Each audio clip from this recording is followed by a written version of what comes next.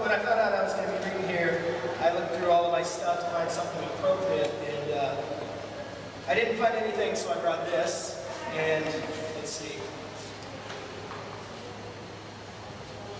I'm going to start out with just a short poem that leads into some shorter mix between prose poetry and flash fiction type stuff that is about growing up in Northeast Ohio as a fat kid.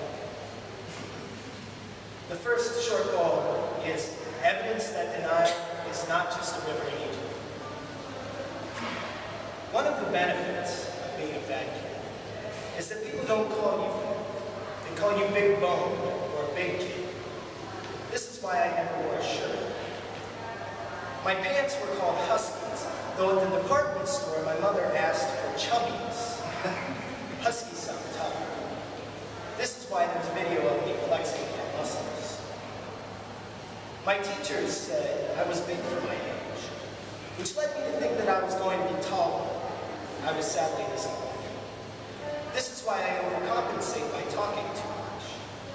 When a girl at the beach called me Shamu, I thought it was a compliment on my swimming. This is why I continue to swim. This is why I stay underwater for as long as I can. All right, this next one is called Saving Face. When I was 12, I woke up with a face on my stomach. My belly button was the mouth, my nipples, the eyes. It had no nose. The face on my stomach said things like, feed me, and are you going to eat that? The face on my stomach came out at inappropriate times. The dinner table, the movie theater, my great-grandmother's funeral. Put down your shirt, my mother would say. That's not funny. I knew it wasn't funny. It was terrible. There was simply nothing I could do about it. At night, my stomach would wake up the neighbors whistling commercial tunes from my belly button. The neighbors hated the face on my stomach. But eventually, I grew attached to it. And when the doctors came to help, I revolted. I tried to bite them, and so did the face on my stomach. My mother said, "That's not funny," and I knew it wasn't funny.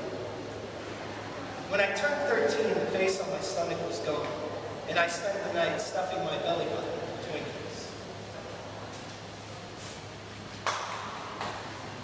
Oh, thank you. Covered up the sound of the crickets. All right, this one's called Fishing, and it's a little bit of a switch, but it's still in the same series. Dad, what's a grist mill? A boy asks as he and his father prepare to descend a 15-foot wall across from Franklin Thermal. Below the wall, there is a bank of pebbles, pieces of wooden wheel, millstone, decomposed grain, and waterfalls of the Mahoning River. The falls, remnants of an 1823 gristmill dam, gush greenish yellow water. The wall separates the man and his son from crappie they can catch, but shouldn't eat. The man ties a rope around an ancient oak, one that has lived longer than commerce in Newton Falls, and tells his son about the series of wheels powered by water, the drive shaft, and the wallboard. The boy holds onto the rope in front of his father. The man reaches around his son, thinks about how the boy has grown fat, sitting in front of the television, eating packaged sweets absent of the semi-volatile organic compounds and polychlorinated biphenyls he read about in the paper. As they step over the side, the rope frays and snaps. Falling, everything turns sepia, moves slowly, smells like mud and dead fish. On the ground, the boy cries because he is scared, and his ball cap is in the water. The man laughs because there are better things to cry about.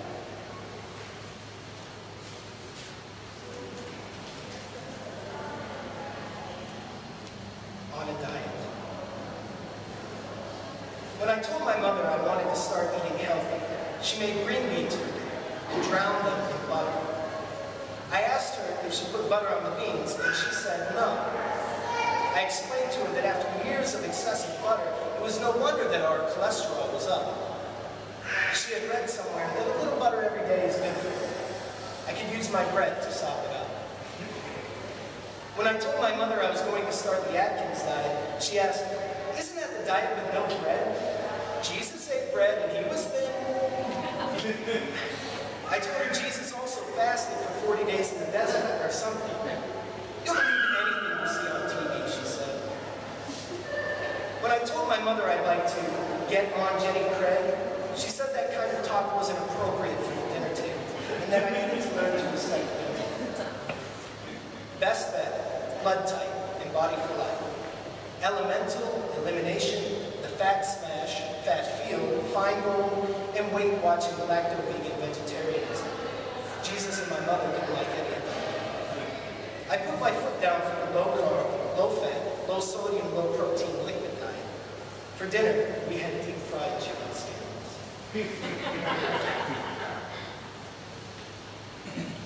This is rapid fire. I'm just going. Backpacking. Wading through Japanese stiltgrass up to his chin, somewhere around 90 degrees, sweating, dirty, and hungry, a boy tells his father, "When I grow up, I'm going to burn these woods down." The father stops, holds his walking stick in his teeth, bends to tie his shoe. The walking stick scrapes the roof of his mouth. Somehow he knows this is the boy's home. They stop at a site halfway from Deer Lick Camp, an overused clearing with an improvised stone chair around a dirty fire pit. The father smokes a cigarette. The boy takes off his pack and salts his way into a creek. He catches crayfish, digs a pit, which he names Thunderdome, and forces the crayfish to fight. The father enjoys momentary solitude. At night, they build a fire near the trees to rival the sun, tall flames swatting at the leaves of overhanging oaks, and the boy burns the ends of sticks and draws his name with the trailing light. The father wakes early, kisses his son on the forehead, and stands by the creek.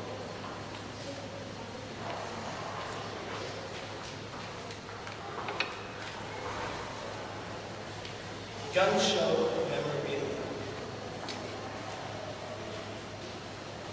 When I was a vet, I treasured going to gun shows with my dad because of the fried cheese sticks. I remember the sound of a baton of cheese plunging and boiling, sweat dripping from the cook's face onto a ceiling, then sizzling away. Diversity at a gun show comes in the form of different ways to kill a man. Men with gray beards and military jackets who smell like our basement, a musty mix of gun oil and marijuana, lingered over handguns, rifles, knives, and militaria. I savored my fried cheese sticks, afterward feeling like I needed a shower, and fingered the 6-inch polished chrome barrel of Magnum Research Desert Eagle. The vendor noticed me, said, "That's a $1,700 gun, son." I replied, anything made in China. My dad bought me a rubber band gun that held 6 rounds, but I could cock it back to hold 10. I bought a Vietnam Clandestine Services patch for $1 and a pack of Desert Storm trading cards. Inside, I found a bonsai view, a scud missile, and burning fields. A cup of G.I. Joe. An old woman's hands ache in Colombia, while here, in my grandmother's kitchen, blood vessels dilate and synapses fire.